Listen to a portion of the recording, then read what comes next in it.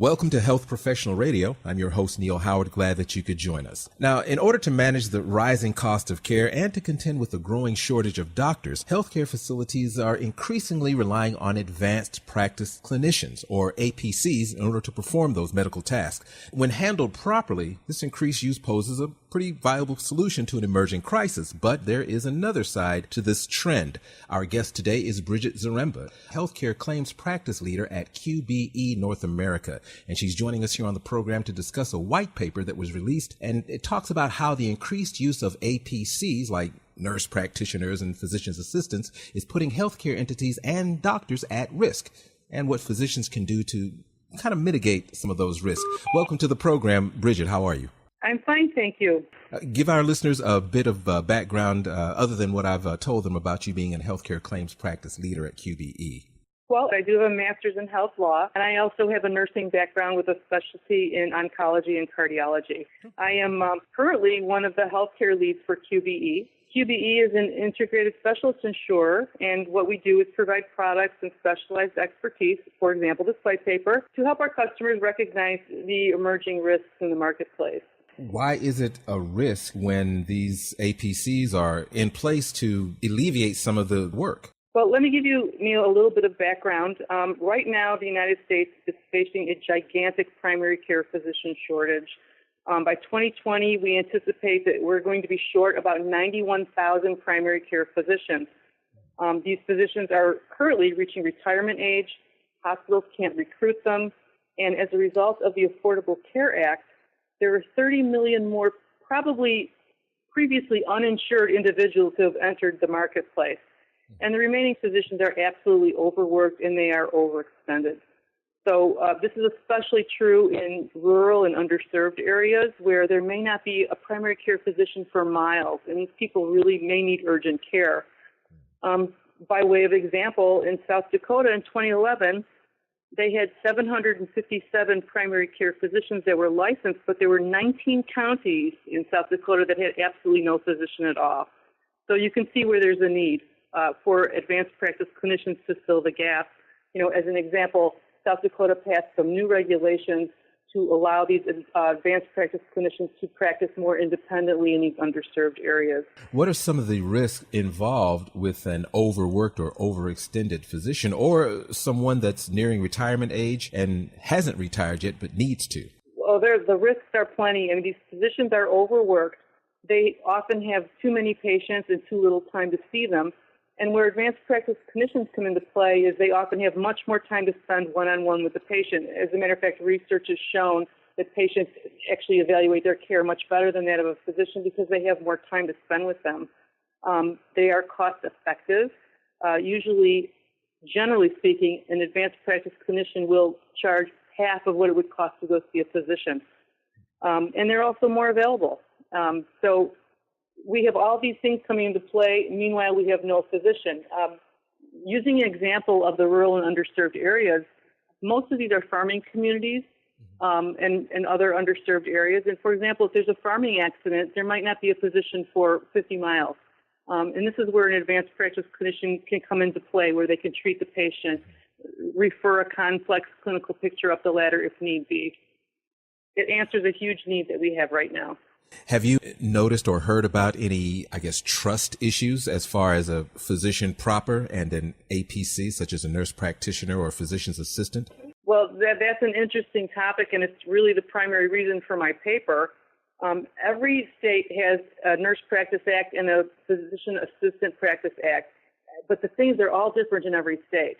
The regulations in one state may allow a nurse practitioner or a physician assistant to prescribe medication or to work independently without immediate supervision. And the state next door, they might have to have a physician on staff, and that APC might not be able to prescribe. So this is a huge disparity across the states. And specifically, even within certain states, the statutes are different. For example, in Oregon, they have a bunch of underserved areas where APCs are allowed to practice independently, but in other parts of Oregon, they may not. So this is an answer to the need for primary care physicians. but it also represents a very big area of risk for healthcare entities because these are very technical regulations and they are changing frequently. For example, in 2017 in Wisconsin, the legislators teamed up with the Hospital Association and completely changed the regulations in Wisconsin to allow nurse practitioners to actually lead an entire hospitalist team at a community hospital, Rusk Community Hospital in Wisconsin. I mean, this is a huge leap forward. It also presents a lot of exposure and liability. As this exposure and liability, it's doubled, I suppose, in an area of the state where an APC is not allowed to practice independently, because if they're not allowed to practice independently, that means they're attached to another entity. That entity gets sued because of the APC's actions, whereas the APC in the other part of the state is sued totally on their own. Is that also what's going on? That's absolutely correct. And like I said, it changes from state to state, which is a big challenge for people who are trying to insure these entities and to insure these advanced practice clinicians. The physicians are exposed because they may be charged with failure to supervise. The thing is, depending on the state you're in, supervision can mean a million different things. It might mean the physician needs to be on site. It might mean the physician can electronically check in with the APC once a month. And it's completely different depending on where the practice is taking place. And that's why the expertise in these technical areas is really imperative.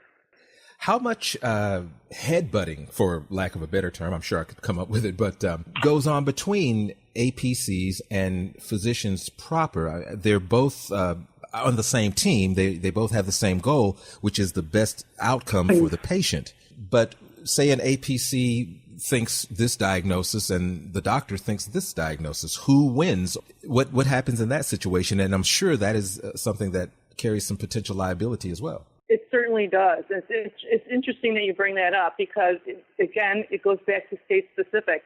What are the requirements for supervision? Is it an area where the APC is allowed to diagnose, treat, and prescribe? Or is it in an area where the APC is only allowed to diagnose, but they have to have a physician step in to treat and prescribe?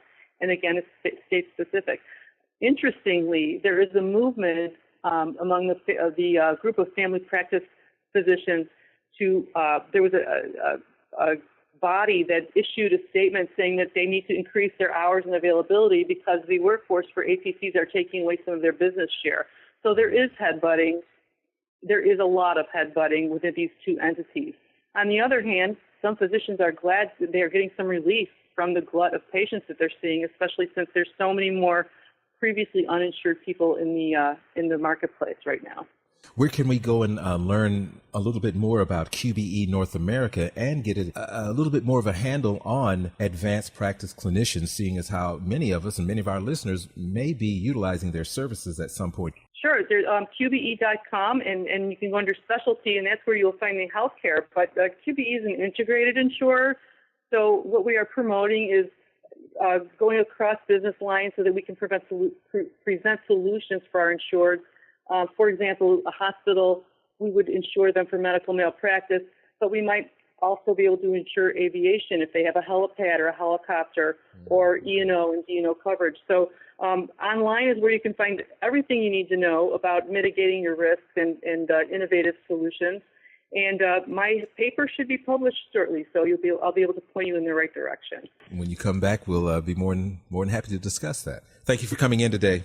Thank you very much. It's my pleasure.